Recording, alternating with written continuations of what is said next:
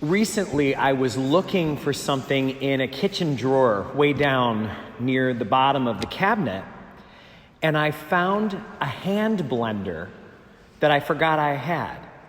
One of those things you can use in a pot to blend things. I'd completely forgotten about it. And it made me have some memories of some recent times when I tried to make pudding with a hand whisk. And it took forever.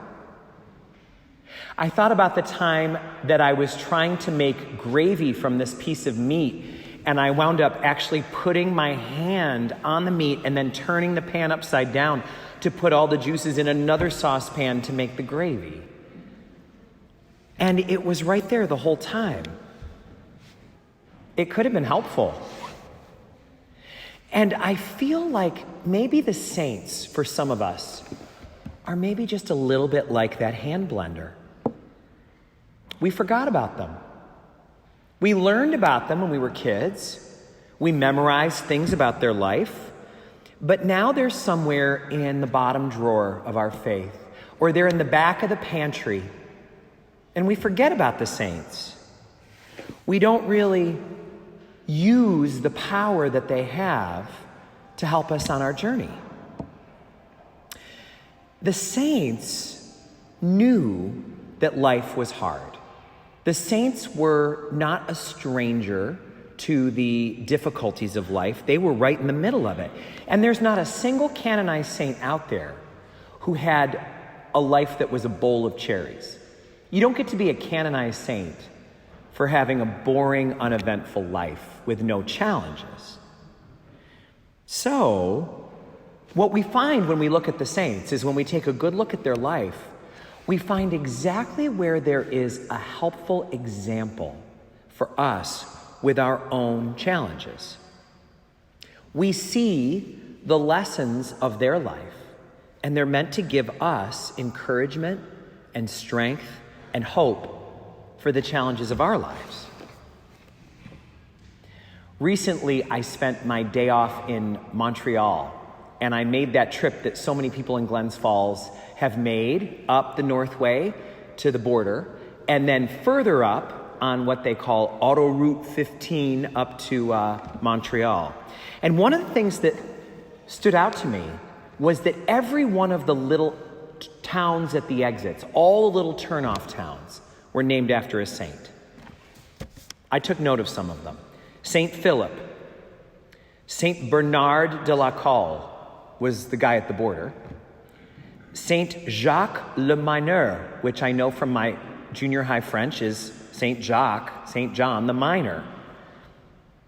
How about Saint Catherine? And then great French names like Saint Clotilde and Saint Isidore.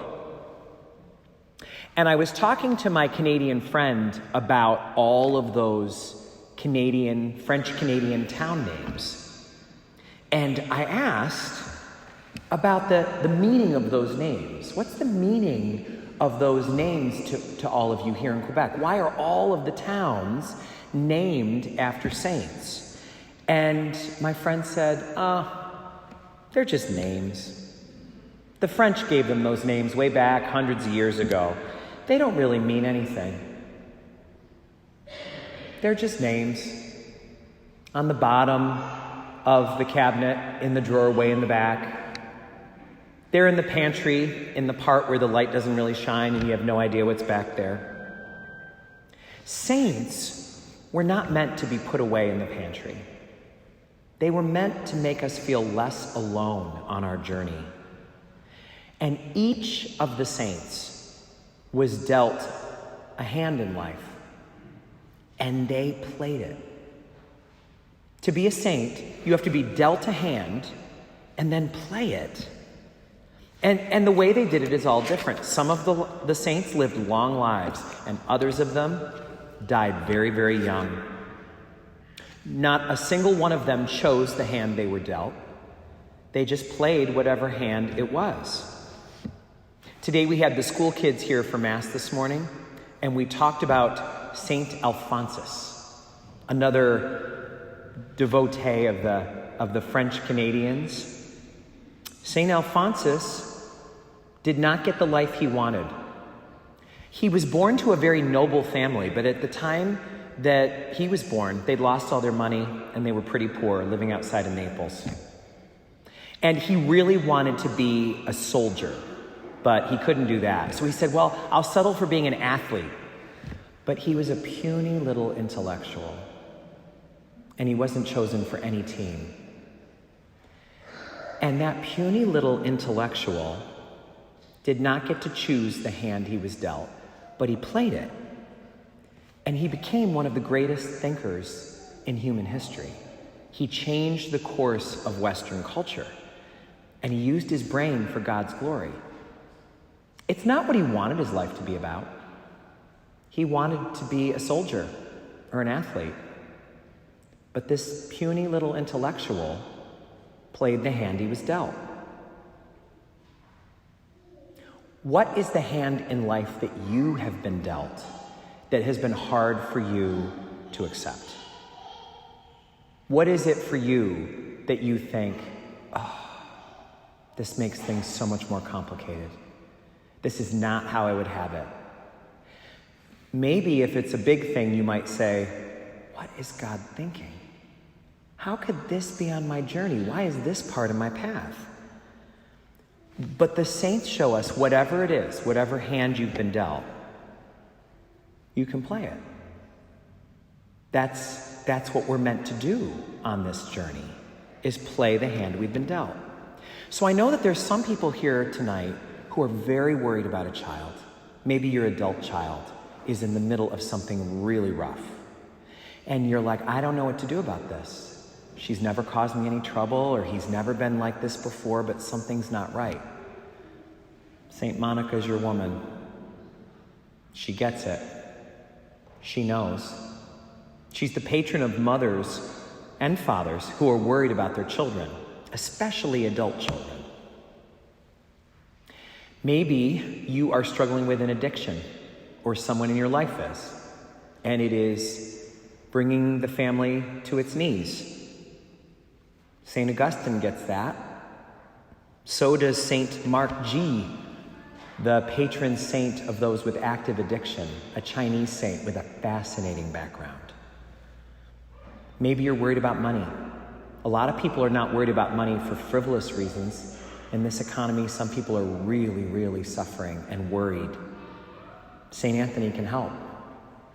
His life has riches for us to look at.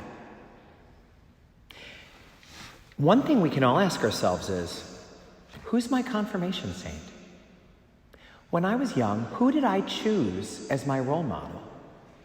Our confirmation program here for a lot of years has actually asked people to research their confirmation saint and then report back to everybody, who is this person that you are looking to follow in faith? What is the hand that they were dealt, and why do you admire the way they played it? What could retrieving the relationship that you once had with your patron saint of confirmation, what could that do for you? Is there a way you could turn that saint, in my case, St. Francis of Assisi, into more than just a name like a town that's an exit on a Canadian highway? Is there a way we could retrieve the value of that relationship? One thing I can tell you from a year's worth of experience, pudding is a lot harder to make by hand. And gravy's no easy thing either. It's nice to have an electric beater right there to help you get the job done. And the journey of life can be lonely, and the hand that we're dealt can be hard to play. Isn't it nice to know that we don't have to do it alone?